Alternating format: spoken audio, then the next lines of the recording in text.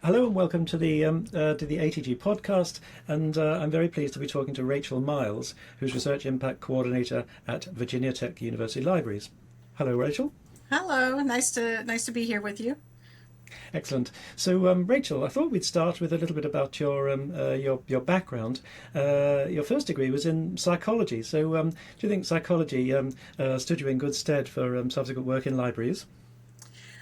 I think that a lot of different backgrounds are really good for libraries, so having a diversity of backgrounds.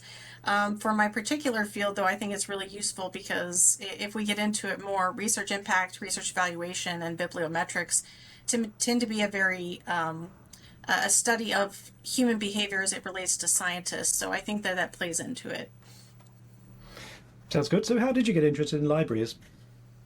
Yeah, good question. I actually, interestingly, was teaching English in Korea, South Korea, and I my contract was ending, and I was going to come back, and I didn't want to come back and kind of just go find whatever job I could. I wanted to come back and go to grad school, and I was considering a lot of different options. But I had a lot of encouragement from people to do libraries, and it was something that I was thinking about, but it was something I wanted to help people kind of generally speaking with their research. I didn't know how, but I wanted to be that service point where people could really get the the insight that they needed to get to understand the literature more broadly speaking. So it was something that I had a very vague idea about, but as I got more into it, I found that it was still something I was interested in. Fascinating. So, do you speak any Korean? A very little. So actually, very interestingly, when you teach English in South Korea or even Japan or China, you don't have to speak their language because they usually, when you're teaching English, they already have a base knowledge of English, and even when they don't want you speaking their native language in the classroom. They want to keep it all in English. So, yeah, you can go there and not speak a word of Korean and still kind of get by, but I do recommend learning some of it. Excellent. So, here you are working in libraries, and but you've specialised very much over the years in metrics and research impact. So, where did the interest in metrics come from? Yeah, it actually started out in grad school. So I was a graduate assistant for in a couple different areas. I did GTA, and then I was a GAA, so a graduate administrative assistant for a year. And then my last semester as in grad school, I was a GRA, and that was the bit I enjoyed most. But the professor I worked for, Dr. Sarah Sutton at Emporia State University, she was doing a survey research at the time on what LIS professionals do with research impact metrics. So how they perceive them, or their familiarity with them, more specifically, familiarity with them, as well as how they're using them in their work and within the context of interacting with faculty members. And so, I was there to help her with the research. I already had some of an understanding of what research impact was, but I didn't really fully understand it. Getting into this field was really interesting because the first level of understanding this was just understanding the metrics themselves. And then it got into, as I got more into it, I was understanding how those metrics were used, why they were used, and sort of the misuse and even abuses of them. And so I got really interested in this because it's a behavioral field in many ways, but it's also a field that looks at policy and procedure and ethics. So, to an outsider like me, I never thought that librarians had roles like research impact. So, when did research impact become a topic? I think it's been a topic probably since scholarly communication became a field. And it's really, scholarly communication has probably always been a field to some extent. It's always been kind of a field just because we have to understand the collections. And so understanding kind of the metrics behind the collections and what people want is in itself somewhat of a scholarly communication field. But really, it started to take off when digital scholarship became more prominent because we have more ways to track that and understand it. So a field emerged probably around the time the internet really took off and more publications were online. And so you have scholarly communication. Within scholarly communication, you have several different subfields. So, such as looking at scholarly publishing, looking at data and data services, kind of the whole research life cycle. And within that is, you have that research life cycle, and at the end of that life cycle is kind of the what happens after publication. You have research communication, you have science communication, you also have tracking the metrics of that, which is research impact more generally. And I always had an interest in that, but I started off my career in kind of more of the general scholarly communication area. Mm-hmm. So metrics have gained popularity in the last few years to an incredible extent. Why do you think metrics have become so popular? Well, I think really what is driving it, which is a little bit frustrating to a lot of us, is university rankings. And so they drive the behavior of university administrators, the goals and strategic plans of universities. So it's all about trying to boost your rankings, boost your metrics, and go in line with that. So there's a lot of interest in how can we become more impactful per the metrics, which the metrics are included in the rankings, right? And so a lot of this interest has been driven by the competition. And a lot of the competition is based on very broad metrics that don't necessarily align with what your mission is as a university.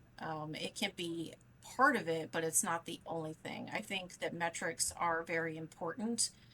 What I don't like to see is when metrics supplant the actual mission or goals of the university. And so I'm not against using metrics whatsoever, but that's kind of what has led to more interest in it, I think. Mm. There's also some other things that have led to more interest because I think we're having an evolution or even sometimes a revolution in how individual faculty are evaluated. And so we want to understand more and more what it is that faculty um, contribute academically and societally in society Mm. to with their research, with their work, and there's more accountability within our society for higher education. Interestingly, the journal impact factor was proposed by Eugene Garfield back in the 1950s, and it became um, reality. It became something that could actually be created once we had um, computers to be able to index journals, which happened more in the 1960s and 70s. And so there was what we see kind of coming, as I said, with digital scholarship. It became more common to be able to track these metrics because it was possible to track the metrics, whereas before it wasn't as possible to track them. So we see a lot of things attributed to the ability to track things through computers and online environments. You could say Garfield has a lot to answer for because he was the originator of what's essentially a machine-based assessment of scholarly output. Do you think sticking to scholarly activity rather than institutions as a whole, do you think metrics can provide a fair indication of scholarly activity? They can. I think we just have to be careful with how we attribute that to productivity as well as just depending on the field as well. So fields differ with what they produce, and they also differ with what is considered to be productivity and what is considered to be impact. So we have, people in the humanities and the arts and to some extent in the social sciences that have a lot of work that they do, and that work is valuable, but it's not indexed in the databases that we use to track scholarship. That's problematic for a lot of reasons. We also have a huge problem with bias towards global north research. And so there's a lot of non English content out there that doesn't get picked up by the databases, indexing, so on and so forth, especially in more of the global south and developing countries. And that's problematic for a lot of reasons. So we see the same in going back to rankings, we see the same institutions always at the top of the rankings. And this has to do a lot with the fact that their research is just more visible because of the infrastructure we've created in the in our current modern world and in Western culture.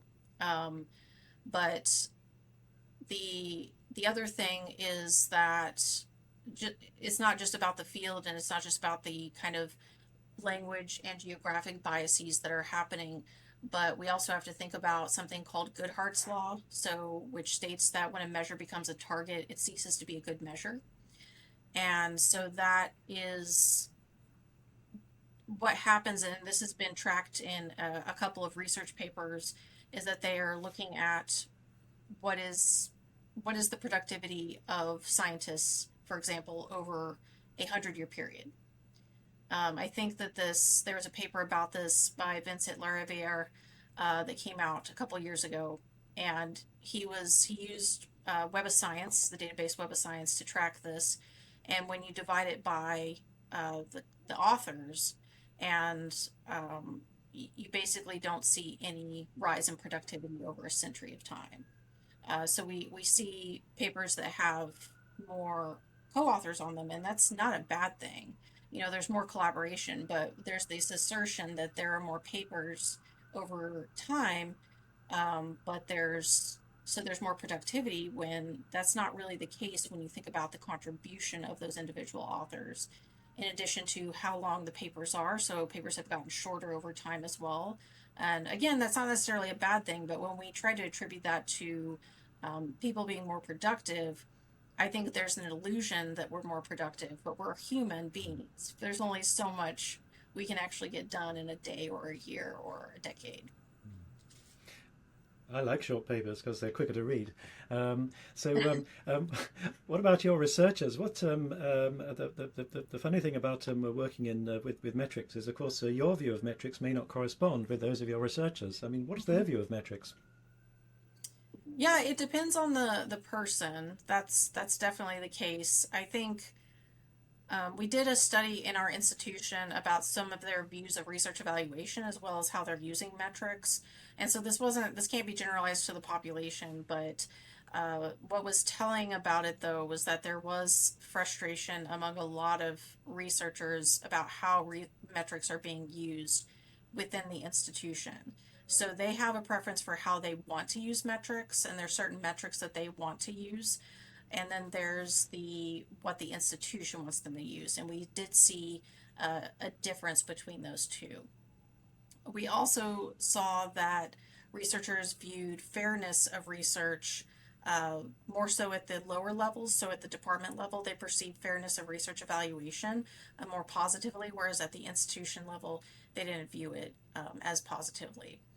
Another result that we found from our research, which I did on librarians, so we're looking at academic librarians at R1 institutions in the US, and we asked them when they're consulting with faculty, so they're offering them their advice, recommendations, their expertise on metrics. And so when they're discussing these metrics with faculty, they are much more likely to discuss metrics such as citation counts and the journal impact factor when it has to do with promotion and tenure or grants, right?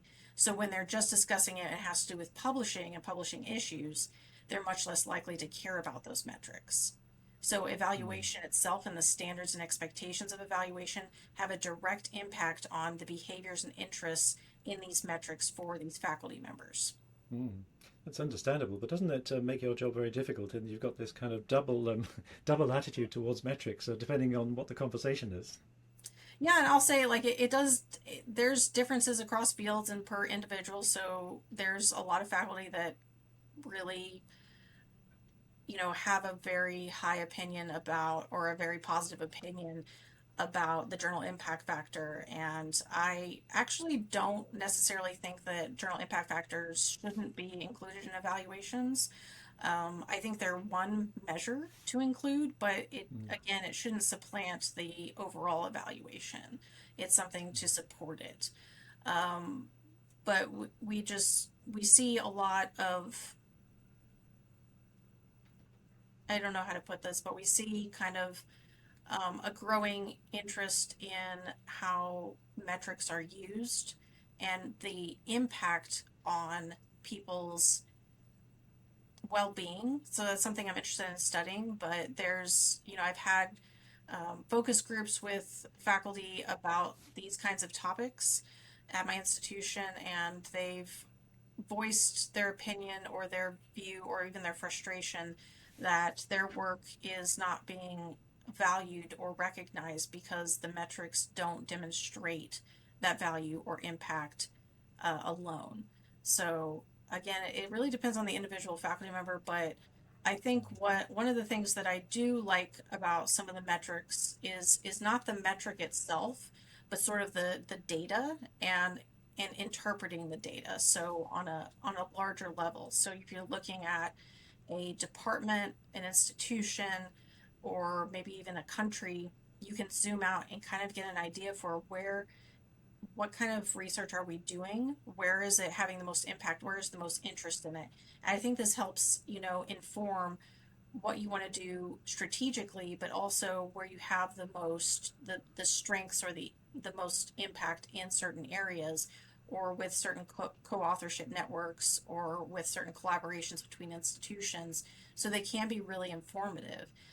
So I'm not trying to campaign against them by any means. I have reservations about the over reliance on them. So you're arguing for a range of metrics and maybe sort of at different levels rather than sort of focus on just one like the general impact factor. Correct. Yeah. Yeah. And that is what the Declaration on Research Assessment, the first responsible research assessment initiative is, expresses. Yeah. Mm. Within the bibliometrics community, you'd think that there would be kind of a focus on sort of on the latest ideas, but I couldn't help noticing as recently as 2023 there was an article published entitled "The 100 Most Cited Papers in Bibliometrics," as if having lots of citations was a sort of indication of the quality of the paper. So, do you think bibliometricians follow their own principles? I think that there is sometimes a divide between bibliometricians. Um, they they see a lot of value in studying bibliometrics because it says, like I was saying before, you're looking at um, on a macro level what is happening between researchers, what is their behavior. So they're interested in studying it because it tells them something about researchers and how they interact. It is in itself scholarly communication, right? Because citing somebody is a form of communication, even if it's indirect, right? We want to see what faculty are saying about their research, so not about each other, really. That's more of that's almost like a form of gossip, Person. right? But we're interested in what they're saying about each other's research and how those what is the meaning behind those types of networks. So they're looking at citation networks. I'm not a bibliometrician myself, but I'm familiar with a lot of their research, and they want to understand on that macro level what is the the kind of way that we can interpret the way science has evolved over time as well. So they look at it over decades of time.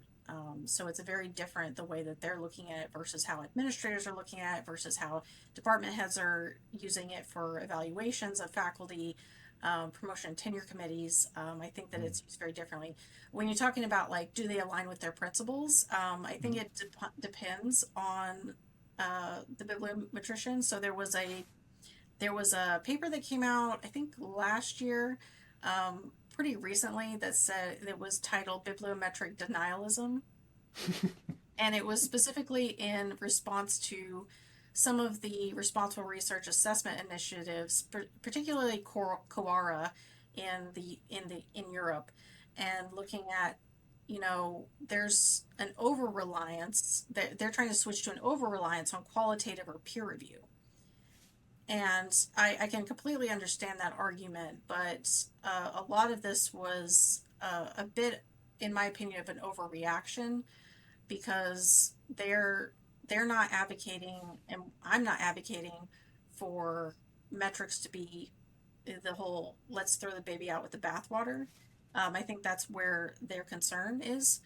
What they're advocating for and what I'm advocating for is a cultural shift in how we view assessment, how we perform assessment, especially on an individual level, but understanding that on the higher levels, like the institutional and country levels, they have direct and indirect effects on how individuals are evaluated. It has a trickle down effect, and this has been found in the literature as well. So, not to say that there's not issues with how we approach research evaluation and how we make it more responsible and ethical. I think that there's always going to be ways that we improve upon it, and there's always going to be a learning curve. For example, Dora is more STEM focused, right? So we have to find ways to include the humanities and the social sciences more. But with Kawara, there was only one section in Kawara that was really specifically about um, metrics, and but it was I'd have to look at it again, but it was saying, metrics should be included in a thoughtful manner, and not that they shouldn't be included. So there's some bibliometricians that kind of really lean into this is really valuable, and they are a rough proxy for impact. Citations are, and I'm not doubting that. We're just kind of trying to pull back and make sure we understand that this is a very, very contextual and complex. Um, Research itself is complex, and how we actually assess it should be just as thoughtful, uh, rather than just relying on citation counts alone to make those decisions or assessments. I think an indication of that broader context. I don't know if you've been following in the UK the ref assessment, the government-based ref assessment is currently on pause, and we think it's probably because of uncertainty about how to broaden the assessment from specific citations and to a wider measure. One wider measure is social media, and you've written articles about Altmetrics and Altmetric, the product. So, do you think Altmetric is a useful indicator?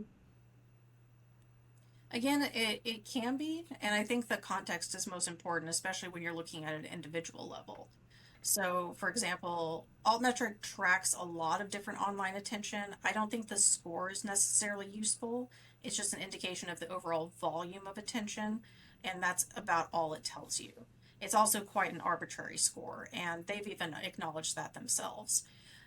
What you can do is you can look into the context of the mentions, which I think is really valuable, right? So if you look into like what is the news actually saying, and does it have some influence on how the public might be perceiving or digesting research information? What I think is really interesting is we tend to look at Twitter, or what is now X, as a kind of indication of how research is being disseminated to the general public. But a better indication of that, a lot of times, that those types of conversations on social media are between scholars themselves. So it's another form of academic communication on the social media space. What's a better indication is like how the news articles and like blog posts that mention those articles are being shared, because those are more likely to be picked up by the public and digested by the public. But it's really hard to track those. They don't have persistent identifiers attached to them, so we don't have a good way of tracking that. Um, so another thing that's pretty complex is policy citations. So that's definitely gaining in popularity. We now have the Overton database that has over, I think, 20 million policy documents, and I think around 15% of them actually have references. So definitely not all of them will actually have any citations at all. They're policy documents themselves, but they don't have citations in them. And so even within that 15%, we see a lot of research that's cited in those documents, which is really interesting to track. And there's a question about whether or not that actually does lead to policy impact, because legislation itself and policy itself, it's very rare that it will actually cite research, right? So policy documents are usually not policy themselves. They're written by or for policymakers, which is a pretty broad understanding of what policy documents are. But understanding that trajectory from citation in a document to actually impact in legislation is really difficult to track. So it can be an indication. Another thing that I like to bring up is that a lot of times we're taking credit for something that happens in the media or in public policy, and we didn't ever have the intention, researchers or administrators didn't have the intention of it making a difference in that way. Right? So they weren't going out and talking with policymakers or with local communities or legislators or lawmakers, but then it gets picked up in public policy, and then we're taking credit for that making some sort of difference. And I'm not saying that that's not, interesting and unique and insightful, because we could say, oh, this kind of research is being picked up. Maybe we need to do more interaction with the public and with policymakers on this.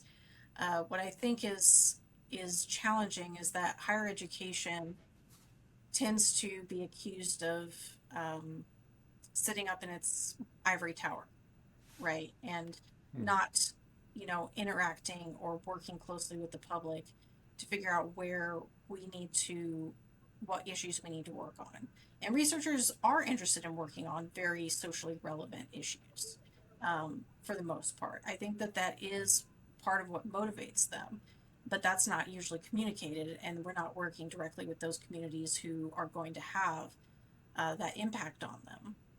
And so there's a great divide there, and I think we have to work on the culture within higher education and how we interact with the public. And I'm sorry I'm going down a rabbit hole a bit with this, but I think how we actually think about before we even do the research is really important as well. No, absolutely. You touched on a number of points. COVID, of course, is a classic example of research leading to impact, not necessarily the impact that the researchers intended or wanted.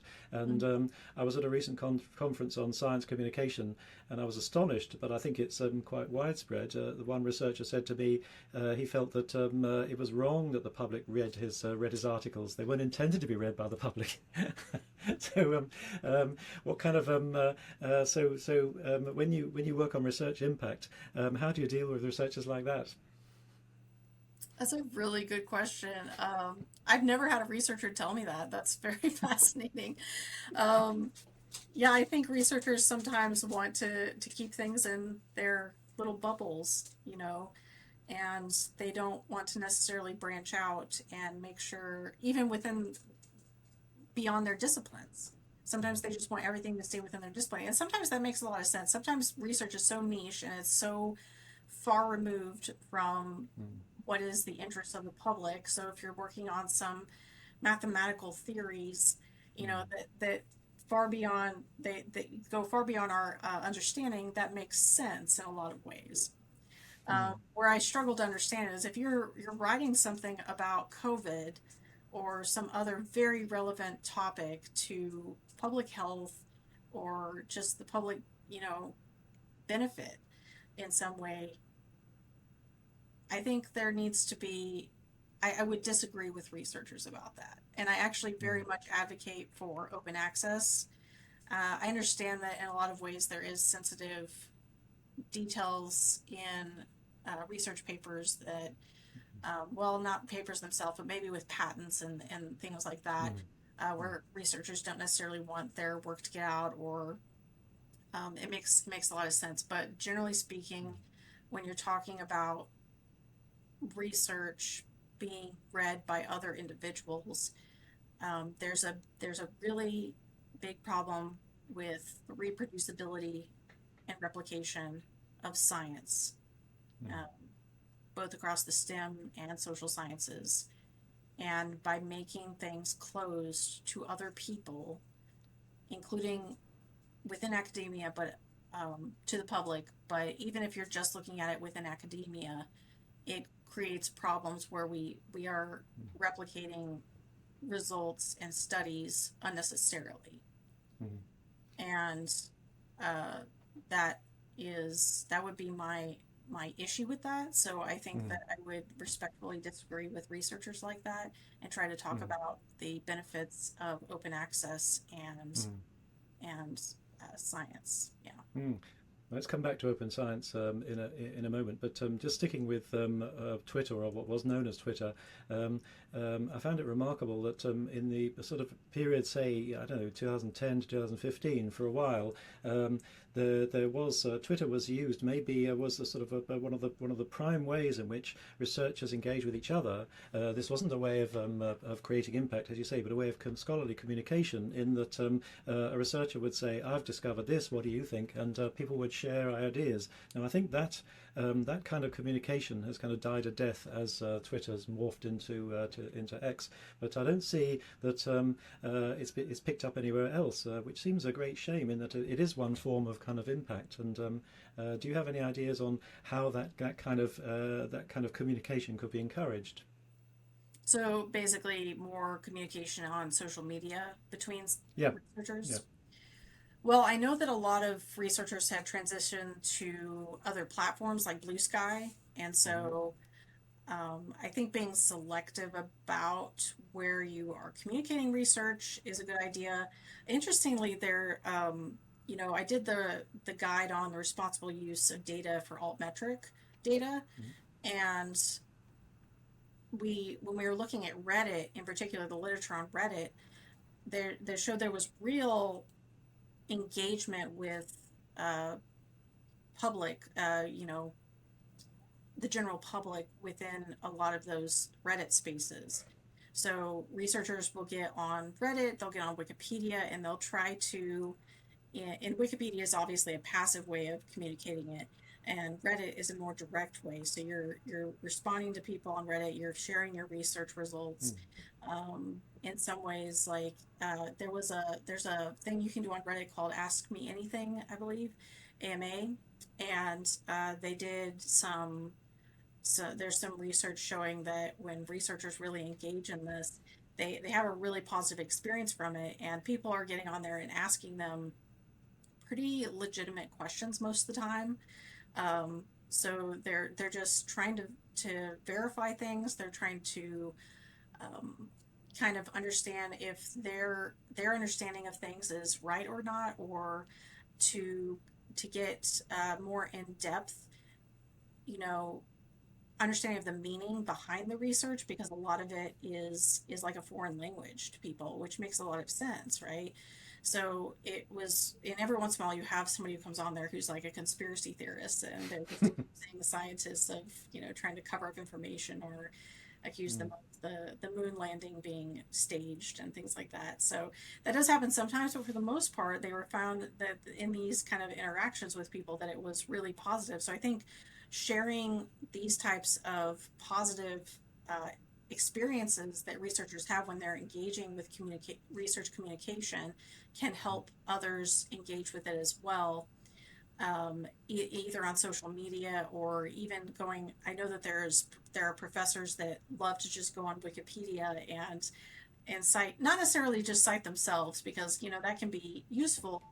mm, They're not citing themselves because they're trying to gain metrics, because the only way that that appears in a metric is in the altmetric mm, database, and you can't actually gain more points mm, to the score. You can only gain up to 3 points. If you, for It doesn't matter if it's one mention or like 100 mentions in Wikipedia. So they're doing it not because they're trying to game the system, or they have some hidden agenda, but they're really there because they want the general public to understand what this research actually means, and what you know why it's important, why they should care, mm, how it can actually impact their lives or certain issues or topics. So, like I said before, I don't think they're necessarily going in and citing themselves all over the place. I think they're citing the research they're familiar with, and they're trying to communicate it. So it's mm, really something that has been a positive space in Wikipedia. The research on Wikipedia has shown that it's become very, not entirely accurate. I don't think there is such a thing as something being 100% accurate. but it has become a lot more accurate over the past 10 or 20 years and can be relied on as a source. And plus, you have the Mm. citations in the on the pages, and you can double check the Mm. sources and things like that. Yeah, certainly become a de facto resource. Can we talk about the role of the library just a little bit? The research impact and bibliometrics and the kind of activities you do, were they really covered in your library course? Do you think library schools should include more of this sort of thing? Yeah, so interestingly, I there was a lot of classes offered on kind of like collections, collection development, research, sorry, reference, reference, kind of like understanding reference services, information, evaluation, information, behavior, as in how do you actually find information. So high level courses, and especially since I got an MLS rather than an MLIS, it was more theory based. And so until I really got into a job, I didn't understand how things were actually done, right? You have the theory, you have kind of that foundation, but understanding how things are done practically, it was a high learning curve for me until I got into a professional position. Um, but I really do think that these types of classes should be included in in LIS education, in the MLS and MLIS degree programs, or they should be offered, right? Not necessarily required, but if there's a way to be on like an academic librarian track, which didn't really exist for me, but I kind of pursued it by pursuing those types of classes beyond the ones that were just required. And if there can be a way to have a track just for scholarly communication, that would be extremely helpful because it's such a huge field now. And it's it's just going to keep expanding. It's going to keep growing. We always have this pushback to libraries constantly about how they're going to become irrelevant as the digital, you know, the online world expands, and now we're getting to AI, and we're getting that feedback that libraries are going to become irrelevant, and it's actually the opposite is true. As Mm. things become more information dense and there's more things out there to learn how to use, like AI tools, we actually become more relevant. But getting back to the point about having classes, I didn't have any classes in scholarly communication, and I actually learned about it through being a GRA and working on the survey research that we were working on. So that was really helpful. Some of my classes covered it peripherally, so I ended up doing some papers on like open access and Skullcom, just because of uh, that kind of those interactions that I had with different professors, and just reading certain research papers and learning about it in that sense. But I didn't really get into it until I was already until I got my first professional job. So having something on bibliometrics would be good too, but at least for a starting point, having a whole course just dedicated to scholarly communication, so you could cover all those subfields within it, would be hugely helpful. I know that research impact librarians, when I started as research impact librarian 7 years ago, there were very few, if any, jobs. I think I had like two or three people reach out to me and say, "Oh, we're research impact librarians. There's only a handful of us. Let's make sure we talk to each other." And It's now they're everywhere. Now mm. we're trying to track like how many there are out there. We have like a spreadsheet where we're trying to see if we can create a community of practice, and it's hard to get those kinds of things off the ground. But having it maybe certain schools are going to start having more courses focused on research impact and bibliometrics. But Mm. again, having a course on Skullcom would be Mm. hugely helpful. Sounds good.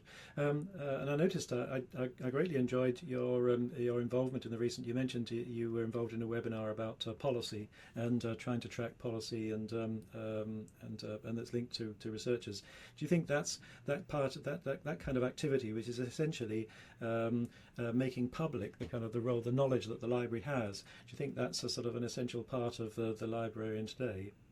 Yes, I do. And it's one of those things that kind of similar to Altmetrics when they became a a big deal. Probably about 10 years ago, maybe 15 years ago. There was some interest in it, and now we're kind of seeing the same thing with policy citations. They're kind of starting, and they are a type of altmetric, right? They're their own altmetric, but I think they're almost kind of removing themselves, not removing themselves, but kind of being more a spotlight on them in terms of altmetrics, and we can kind of see that they need their own, uh, you know, specialized research on them because they're such an important type of altmetric, right? They really do show a deeper influence on the public than other types of altmetrics do. Mm. So this kind of goes beyond just scholarly communication, and it shows that, those who are publishing these documents, whether or not they be, city officials or actual policymakers, or kind of government entities, they are trying to rely on evidence, which is, demonstrated through research articles Mm. to advance certain agendas and um, initiatives for the Mm. public. So that shows a deeper and more meaningful uh, kind of impact. I'm very Mm. hesitant to use that word impact because it's a it's used everywhere, and people are using it without having an understanding of what the meaning of that word is. You know. Yeah. Well, let's move to another term that's used very widely and often with several different meanings. Open science. I was greatly encouraged when I saw that on your CV you listed all your publications are open access, which is a very good a good start. So, are you involved in any initiatives to promote open science practice at Virginia Tech? At Virginia Tech, we have individuals who work specifically in the scholarly communication department, and they are specifically involved in, for example, the institutional repository. We have an open education grant program, and we have um, just kind of open access initiatives. So we have an open knowledge committee that focuses on kind of open access week, open education week, and other initiatives that they can promote. And I do help promote those in my own work. It's not the focus of my work, but for example, I am one of the administrators of our research information management system, which we use Elements. And within that system, faculty are able to deposit their work to the repository. So it's a very simple process for them to do that. But getting them to do that is a whole other problem, right? So we don't have a huge uptake of that, even though we have an open access policy that enables them to deposit the author accepted manuscript immediately upon acceptance. And it does help with the visibility and potential citation impact of their work. So it's something that I'm definitely always promoting.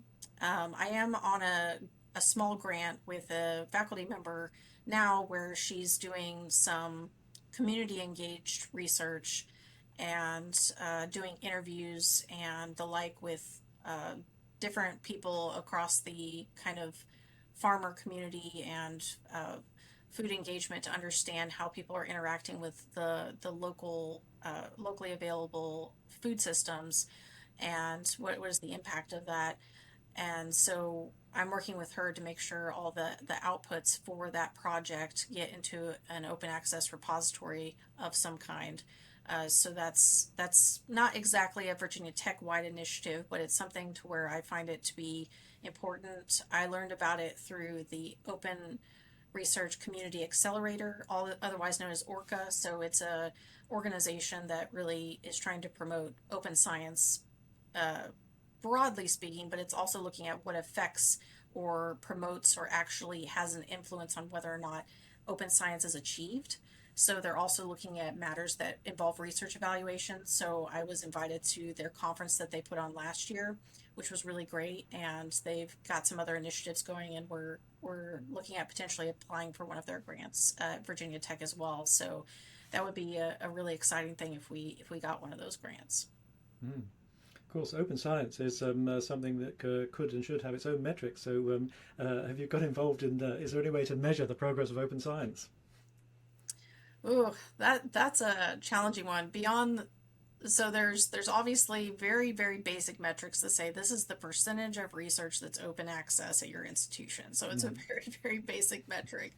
I know there's other more complex metrics out there that look at the different ways in which people have made their work open access and the uptake of like open access policies. So within like the RIM system, there's open access monitors, and so that looks at, what is the compliance with federal policies and with the institutional open access policies. So you can see kind of the uptake of these different compliance with these open access policies, but also looking at, what percentage of faculty are actually making their work open access in other ways. So they're just opting into it, either through publishing or through deposit.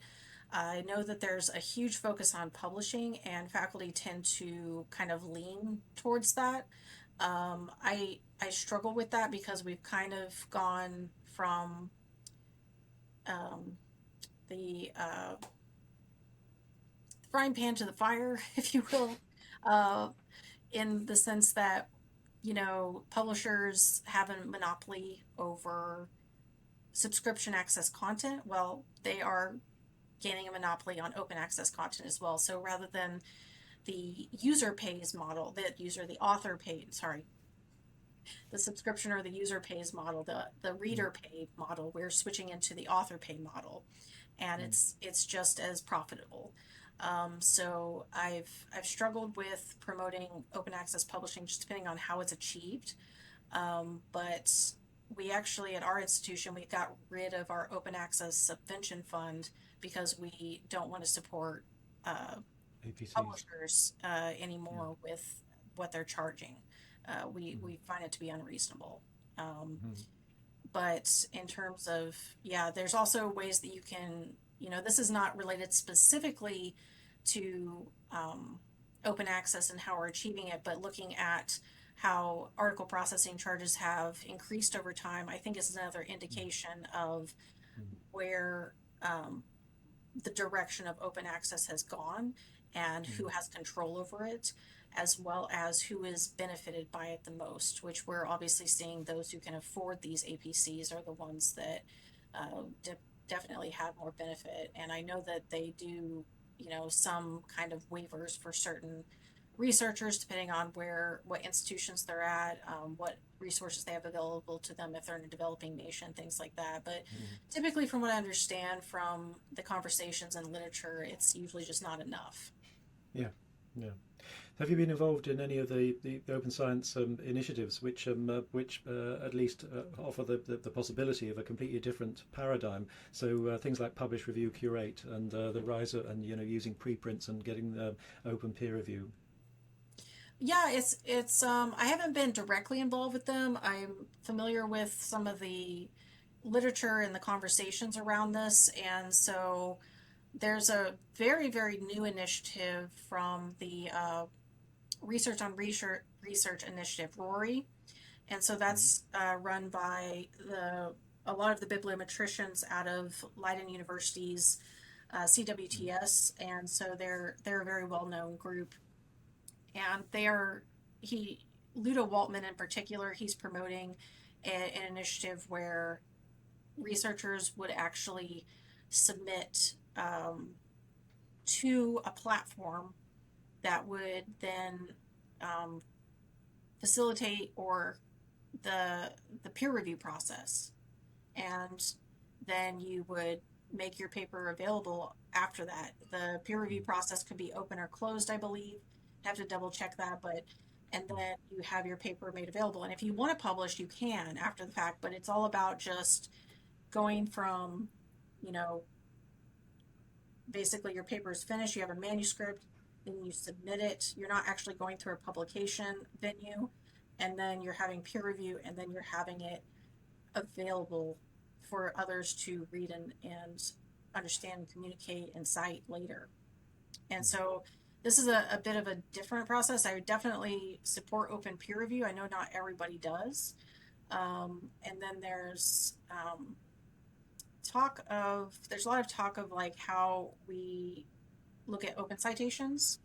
Mhm. So making metadata open. So Open Alex is a huge initiative for that purpose, and they obviously have a lot of different data that they're making available to everyone. So the proprietary tools,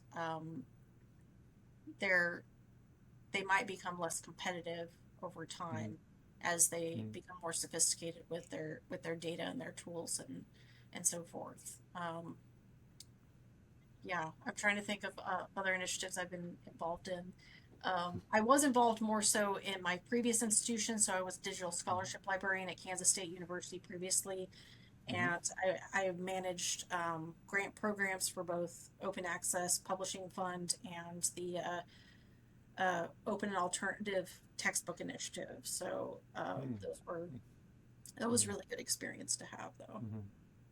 On the subject of open peer review, just a sort of a note. At Charleston, we publish books, and those books currently go through a kind of closed peer review. But I was very interested in looking at metrics for books to discover just recently that there's not one but three different sort of counting systems for books. Counter is one of them, but there's also a couple of others. And it seems that we're confronted, all of us, by these sometimes worlds of multiple standards, which don't which are not necessarily compatible. Is this must make running metrics sort of particularly difficult? Yeah, so you're talking about basically counting. Um, Counting the number of accesses of an open access book, for example, is quite oh, difficult right. because because there are multiple places where you can access that book. It's not so easy. It's easier in some ways with a subscription book. Yeah, that's a really good point. So basically, like usage statistics of different types of works and where they are. That's always been a challenge, and we get a lot of questions about that, including the one of the questions that we always get to is the acceptance rate of journals. And so both usage statistics and acceptance rates, journals can make those available or not. They may not even track it. So if you want to get that information, you usually have to hound your publisher or editor for it. And even then, if it's on multiple locations, multiple databases, you have to combine those metrics into one or report on all of them. And so it's always a challenge, and it's not aggregated. And there's been some initiatives to say, like, let's have an institutional repository for an entire country or an entire state, or a RIM system for an entire state. And some countries have done it. So like Norway has its own, what they call CRIS, which is their RIM system, right? Where they everybody has to put their activities in there and they can track it. And I think that's actually pretty smart. Whether or not faculty or researchers are keen on it remains another question. I'm not really sure. But I think we have to have better initiatives and with respect to infrastructure. And I think it has to be community led infrastructure, because otherwise, when we look at it from how it's done on a proprietary level, they want to keep it on their platform, keep their statistics there, and it becomes competitive. And it's not going to be shared. It might be openly available, but it's not like they're going to share their data or they're going to aggregate it into a shared platform. We haven't mentioned about Gen AI, which is must be a first for these interviews. We should talk about Gen AI at least a little bit. So, counting numbers of citations, as you say, you said right at the beginning, was something that was initially sort of done by hand and then sort of moved to machine. And of course, machines are much better at counting large numbers like this. But it's only very recently that we've even started to identify things like positive and negative citations. So, do you think we can do more than that? Do you think we could use AI perhaps to identify a quality of citations?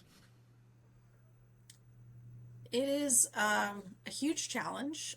So, for example, Cite AI is attempting to do this now. They have Hmm. supporting and mentioning, and I don't remember if it's Negative, refuting or something else refuting, like, yeah.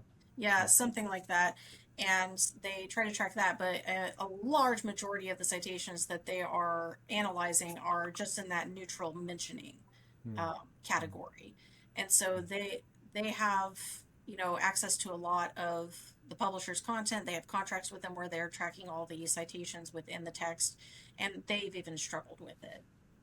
Um, there's been studies on it, and there's all sorts of ways, and I think a semantic scholar does this to an extent as well.